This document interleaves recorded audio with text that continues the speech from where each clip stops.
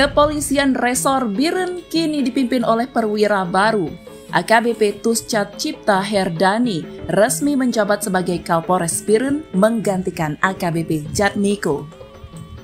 Serah terima jabatan ini merupakan bagian dari rotasi pejabat Polri yang tertuang dalam surat telegram Kapolri awal April 2025. Upacara penyambutan berlangsung khidmat di halaman Mapolres Biren Kamis pagi, didampingi istri tercinta Nyonya Mela Tuscat. AKBP Tuscat menerima pengalungan bunga sebagai simbol kehormatan.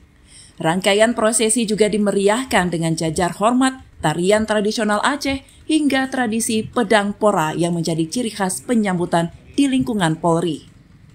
Hadir dalam upacara tersebut Wakal Polres Kompol Fauzi bersama jajaran pejabat utama, para Kapolsek, perwira, serta seluruh personel dan ASN Polres Biren.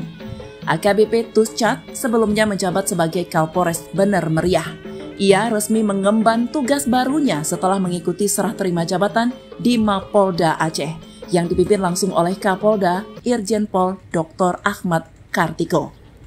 Mengawali masa jabatannya, AKBP Tuscat langsung memimpin apel perdana di Lapangan Hijau 97 Wira Pratama. Dalam arahannya, ia menegaskan komitmen untuk memperkuat pelayanan publik dan menjaga stabilitas keamanan di Kabupaten Biren.